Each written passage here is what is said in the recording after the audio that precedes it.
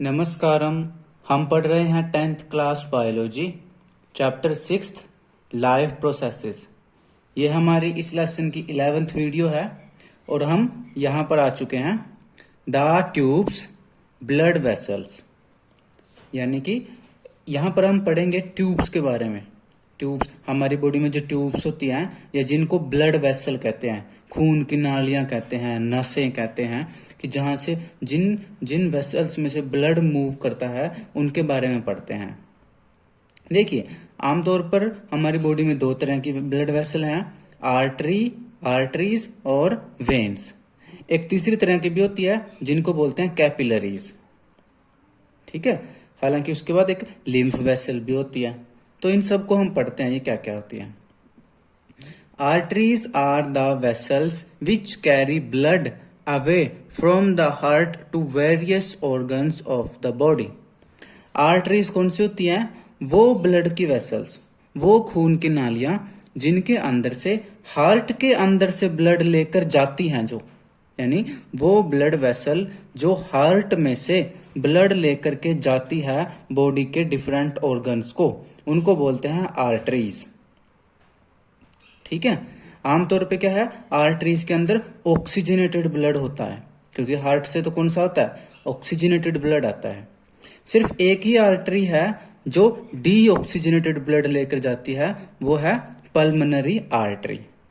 आपके याद हो, जब हम हार्ट पढ़ रहे थे तो हार्ट में से पल्मोनरी आर्टरीज निकलती है। वो पल्मोनरी आर्टरीज हार्ट में से डीऑक्सीजनेटेड ब्लड को लेकर के लंग्स में जाती है। तो सिर्फ एक ही टाइप की आर्टरी है जिनमें डीऑक्सीजनेटेड ब्लड होता है, और वो होती हैं पल्मोनरी आर्टरीज। इसके अलावा बाकी सारी आर्टरीज में ऑक्सीजनेटेड ब्लड होता है। Since the blood emerges from the heart under high pressure, the arteries have thick elastic walls. क्योंकि आर्टरीज क्या करती हैं, हार्ट में से ब्लड रिसीव करती हैं, और हार्ट क्या करता है, ब्लड के ऊपर हाई प्रेशर लगाता है। इसलिए क्या होती है, आर्टरीज की थिक वॉल्स होती हैं, क्योंकि इसमें ब्लड प्रेशर ज्यादा होता है। तो आर्टरीज की जो वॉल होती है वो थिक होती है। और दूसरी बात, वो इलास्टिक होती है, यानी कि जब ज्यादा ब्लड प्रेशर हो जाता है तो थोड़ी सी आर्टरी फूल जाती है, जब कम ब्लड प्रेशर होता है तो आर्टरी थोड़ी सी सिकुड़ जाती है, कॉन्स्ट्रिक्ट कर जाती है। यानी कि आर्टरीज की जो वॉल होती है वो थिक होती है और इलास्टिक होती है। दूसरी आती है वेन्स। वेन्स क्या होती है? Veins collect the blood from different organs and bring it back to the heart. Veins वो ब्लड वेसल हैं जो बॉडी के डिफरेंट पार्ट्स में से ब्लड को इकट्ठा करके हार्ट तक लेकर आती हैं, उनको बोलते हैं वेन्स। ठीक है, देखो आर्टरीज क्या थी, ये हार्ट में से ब्लड को लेकर जाती हैं बॉडी ऑर्गन्स पर। वेन्स इनका उल्टा, वेन्स बॉडी ऑर्गन से या सेल से या टिश्यू से ब्लड को इकट्ठा करके हार्ट तक लेकर आती हैं, इनको बोलते हैं वेन्स। वेन्स में होता है, ज्यादातर वेन्स में डीऑक्सीजनेटेड ब्लड होता है, लेकिन सिर्फ एक ही वेन्स है, एक ही टाइप के वेन्स हैं जो एक्सेप्शन है। वो क्या? Pulmonary veins. पल्मोनरी वेन्स क्या, जो हम पढ़ रहे थे पिछले वीडियोस में, आपने भी ध्यान होगा कि लंग्स में से ऑक्सीजनेटेड ब्लड को लेकर के हार्ट तक आती हैं पल्मोनरी वेन्स। तो सिर्फ एक टाइप की वेन ही है जिनमें ऑक्सीजनेटेड ब्लड होता है, वो होती हैं पल्मोनरी वेन। इसके अलावा बाकी सभी वेन्स में डीऑक्सीजनेटेड ब्लड होता है। They do not need thick walls because the blood is no longer under pressure. Instead, they have valves that ensure that the blood flows only in one direction. क्योंकि veins के अंदर blood pressure कम होता है, इसलिए उनके अंदर thick valves नहीं होती, बल्कि इनके अंदर क्या होते हैं, वाल्व होते हैं। वाल्व, ये ऐसे वाल्व होते हैं जो ब्लड के बैक फ्लो को रोकते हैं। कैसे होते हैं? देखिए, कुछ इस तरह के वाल्व होते हैं। ठीक है, इसमें क्या होता है, ये कहाँ होते हैं, वेन्स में होते हैं। कहाँ होते हैं? वेन्स में होते हैं। ये क्या करते हैं, जैसे ब्लड आगे अगर मूव करे ब्लड, तो ये वाल्व खुल जाता है। लेकिन अगर ब्लड पीछे मूव करने की कोशिश करे तो मूव नहीं कर पाता, ये वाल्व ऐसे बंद हो जाते हैं, ऐसे होते हैं। इधर से ब्लड आया तो ऐसे खुल जाएंगे, लेकिन आगे से ब्लड आया तो ऐसे बंद हो जाते हैं। तो ये यूनि डायरेक्शनल वाल्व होते हैं। इनके अंदर से ब्लड सिर्फ एक डायरेक्शन में मूव कर सकता है। ये कहाँ होते हैं? वेन्स में होते हैं। ऐसा वेन्स में ही क्यों होते हैं? क्योंकि आर्टरीज में तो बैक फ्लो ब्लड करता ही नहीं, क्योंकि पीछे से ब्लड पूरा प्रेशर के साथ दबाव बना के रखता है, इसलिए ब्लड आगे आगे भागता है। लेकिन वेन्स में क्या है? ब्लड प्रेशर कम होता है, तो इसलिए कहीं ब्लड पीछे बैक फ्लो ना कर जाए, तो इसलिए वेन्स के अंदर ये वाल्व्स होते हैं। ठीक है, ये क्या होते हैं? वाल्व्स होते हैं। ये क्या है? यूनि डायरेक्शनल वाल्व, यानी एक डायरेक्शन में ही ब्लड के फ्लो को अलाउ करते हैं, दूसरी डायरेक्शन में ब्लड के फ्लो को अलाउ नहीं करते। On reaching an organ or tissue, the artery divides into smaller and smaller vessels to bring the blood in contact with all the individual cells. कि जब एक आर्टरी एक ऑर्गन के पास पहुंचती है या एक टिश्यू के पास पहुंचती है, तो आर्टरी क्या करती है? ये छोटी छोटी और ब्लड वेसल्स में डिवाइड कर जाती है, पतली पतली ब्लड वेसल्स में डिवाइड कर जाती है, ताकि सारी सेल्स को ये ब्लड सप्लाई कर सके। ठीक है, the smallest vessels have walls which are 1 cell thick and are called capillaries. ये आर्टरीज आगे जाते डिवाइड करते करते लास्ट में बहुत पतली पतली ब्लड वेसल्स में कन्वर्ट हो जाती हैं। ये इतनी पतली ब्लड वेसल होती हैं कि इनकी जो वाल होती है वो सिर्फ 1 cell थिक होती है, यानी बहुत पतली पतली वाल होती हैं। ठीक है, इनको क्या कहते हैं? कैपिलरीज। ठीक है, अभी मैं डायग्राम की हेल्प से भी डिस्कस करने की कोशिश करूंगा। तो क्या है कि जब एक आर्टरी किसी बॉडी के ऑर्गन पर या किसी टिश्यू पर ब्लड लेके जाती है, तो वो डिवाइड कर जाती है और लास्ट में पतली पतली ब्लड कैपिलरीज बन जाती हैं। इनकी जो इनकी जो वाल होती है वो सिर्फ 1 cell की मोटाई की होती है, 1 cell थिक होती है।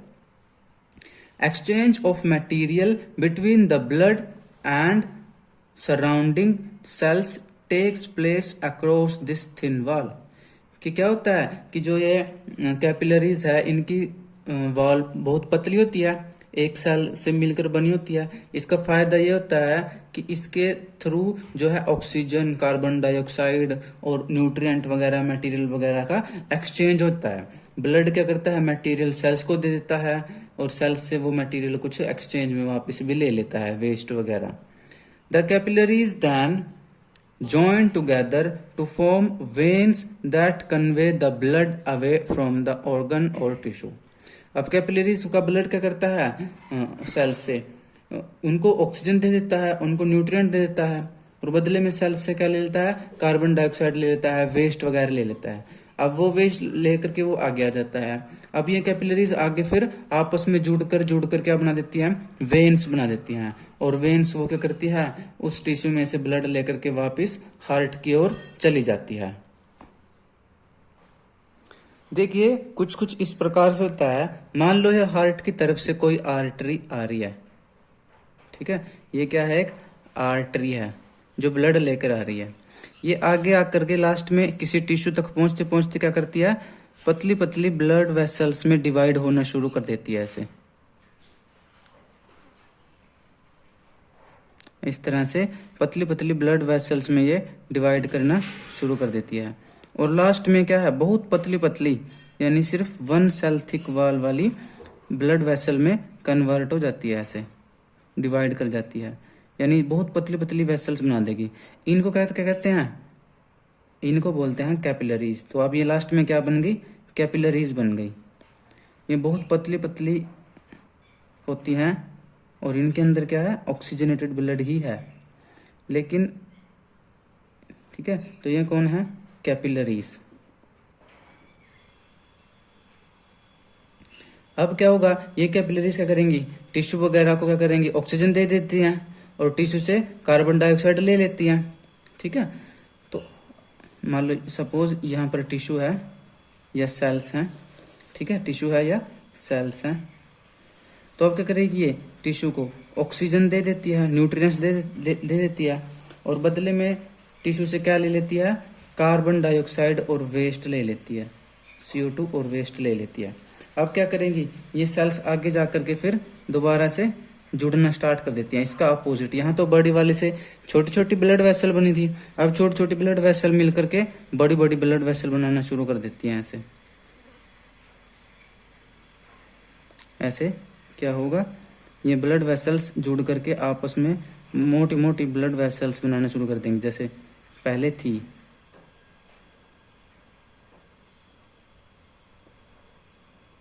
इस तरह से, और लास्ट में क्या है, ये सारी ब्लड वेसल्स मिल करके वापस फिर क्या बना देती हैं, एक वेन बना देती हैं। और अब वेन में क्या है, यहाँ तो आया था जो, इसलिए मैंने रेड कलर से दिखाया है, ये तो है ऑक्सीजनेटेड ब्लड आया था यहाँ पर, इसके अंदर ऑक्सीजन थी। लेकिन अब इसने क्या किया, टिश्यू को ऑक्सीजन दे दी, बदले में टिश्यू से कार्बन डाइऑक्साइड ले ली, तो अब वेन्स में क्या चला गया, डीऑक्सीजनेटेड ब्लड। डीऑक्सीजनेटेड ब्लड लेकर के अब वेन वापस कहाँ चली जाती है, हार्ट की तरफ चली जाती है। ये हार्ट से आई थी आर्टरी, ठीक है, ये हार्ट से आई थी, और ये वेन्स क्या करती है, हार्ट की तरफ चली जाती है।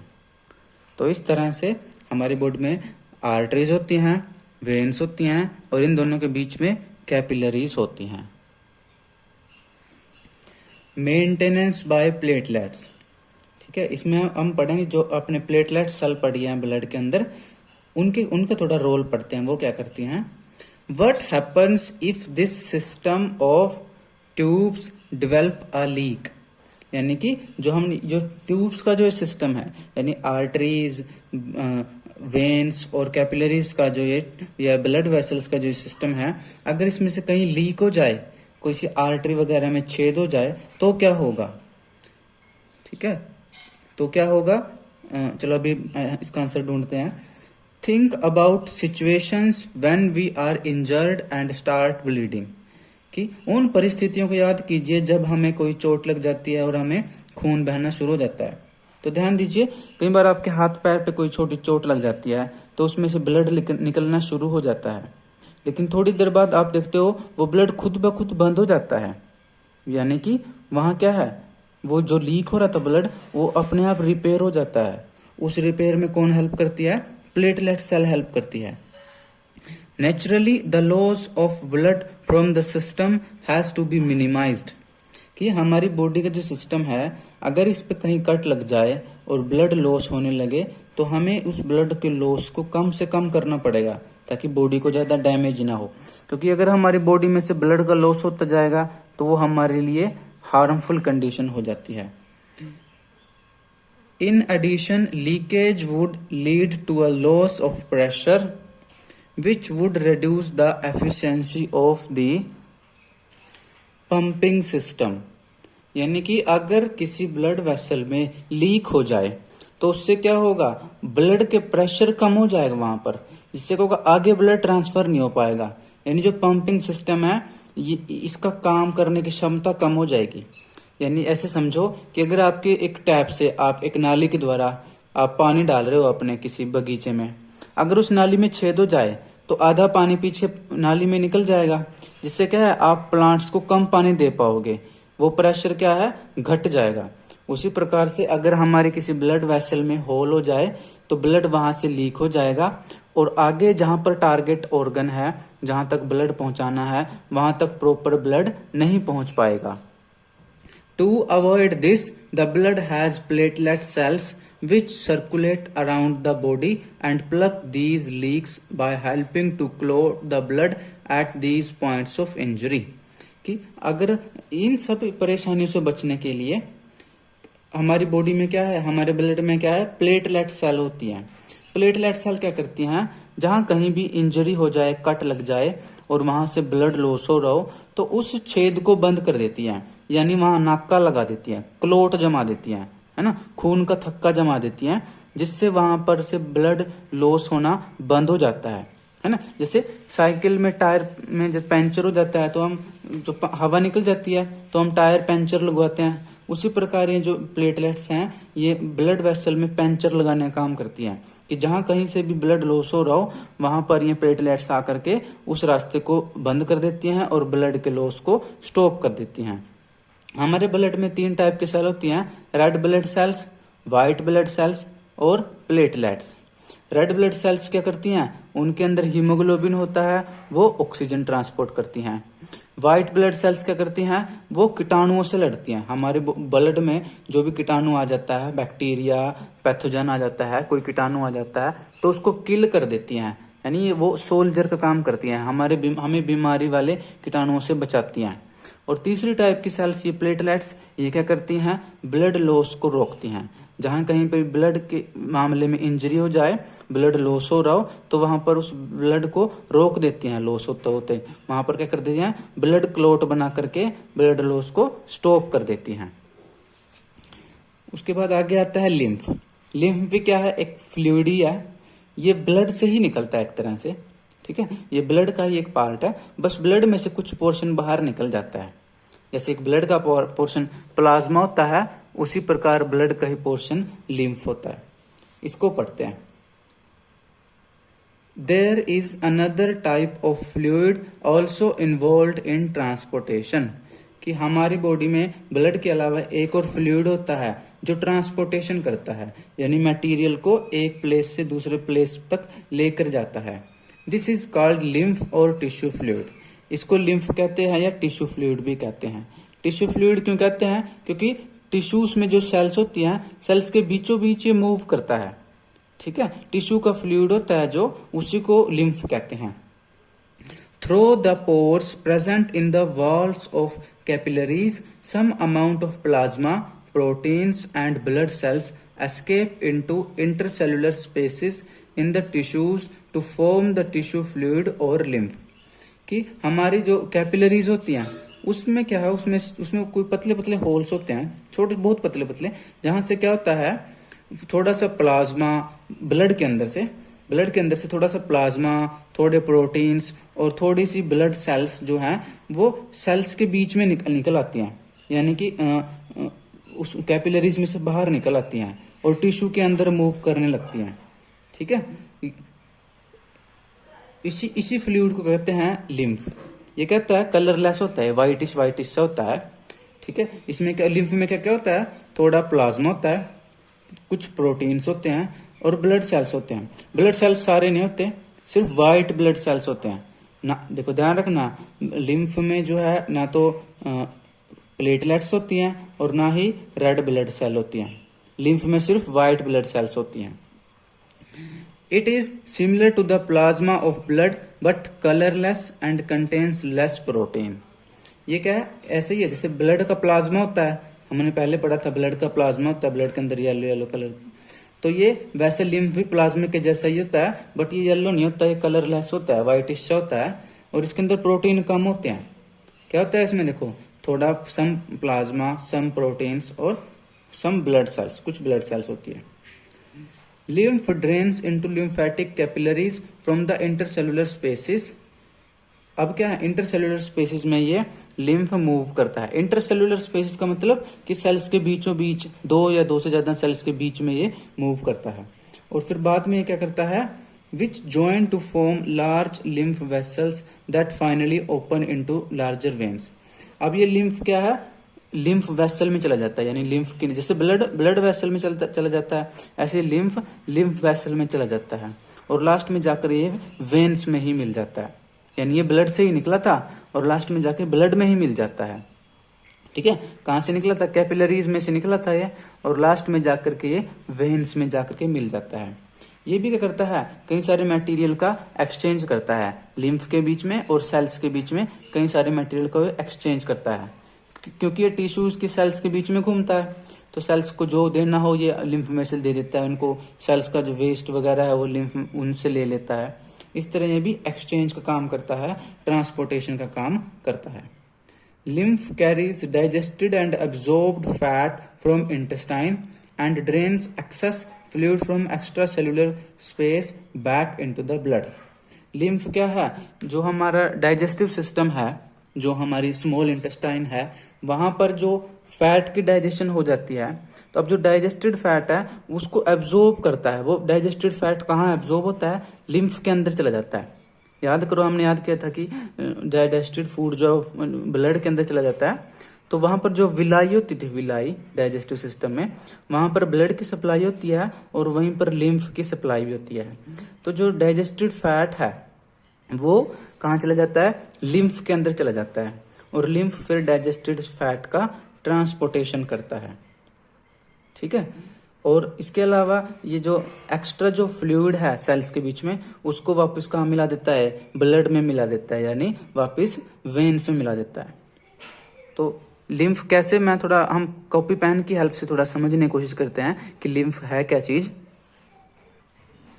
देखिए, ये एक ब्लड वेसल है, ये आर्टरी है, ठीक है, ये कैपिलरीज हैं, और ये फिर एक वेन है। ये मैंने एक सिंपल सा डायग्राम बनाने की कोशिश किया है। तो कैपिलरीज के अंदर से, ये मैं ब्लैक पेन से दिखा रहा हूँ, ठीक है। कैपिलरीज के अंदर से कौन निकल जाता है ऐसे? कैपिलरीज के अंदर से क्या है? थोड़े से प्रोटीन, देखो सम प्रोटीन, थोड़ा प्लाज्मा और थोड़ी सी सेल्स क्या है? बाहर निकल जाती हैं। क्या क्या बाहर निकल जाता है? थोड़ा प्लाज्मा, थोड़े प्रोटीन्स और थोड़ी सी क्या है? ब्लड सेल्स बाहर निकल जाती हैं। और ये तीनों मिलकर क्या बनाती हैं? लिम्फ बनाती हैं, लिम्फ। और लिम्फ कहाँ आता है? यहाँ सेल्स के बीच में आ जाता है, यहाँ पर ऐसे, यहाँ पर ऐसे सेल्स के बीच में मूव करता है ये, ठीक है। और ट्रांसपोर्टेशन करता है, स्पेशली फैट के ट्रांसपोर्टेशन करता है। ये लिम्फ आगे जाकर के फिर कहाँ बना चला जाता है? लिम्फ वेसल्स में चला जाता है। ऐसे मैं थोड़ा सिंपल सा बहुत सिंपल डायग्राम बना रहा हूँ, ठीक है, ठीक है। इस तरह से क्या है? ये क्या है? Lymphatic vessels. क्या है ये? लिम्फेटिक वेसल्स, यानी कि ऐसी ब्लड, ऐसी वेसल जिसमें लिम्फ मूव करता है। ये लिम्फेटिक वेसल्स लास्ट में जाकर कहाँ मिल जाती हैं? किसी वेन में ही जाकर के मिल जाती हैं। जैसे ये वेन आ रही है, तो लास्ट में ये ऐसे वेन्स में जाकर के ही ऐसे ऐड हो जाती हैं। तो देखिए, प्लाज्मा क्या है? सो लिम्फ क्या है? लिम्फ क्या है? ब्लड में से ही निकला था, फिर सेल्स के कांटेक्ट में आया, फिर लास्ट में ब्लड में ही चला जाता है, ठीक है। तो इस तरह लिम्फ भी क्या है? ट्रांसपोर्टेशन में अपना रोल प्ले करता है। स्पेशली लिम्फ किसका ट्रांसपोर्टेशन करता है? फैट के ट्रांसपोर्टेशन करता है। तो इस तरह हमारा ट्रांसपोर्टेशन इन ह्यूमन बींग्स वाला टॉपिक कंप्लीट हो जाता है। आपको ये टॉपिक अपनी एनसीईआरटी बुक से जरूर पढ़ना है। मिलेंगे अगली क्लास में अगले टॉपिक के साथ। तब तक के लिए नमस्कारम।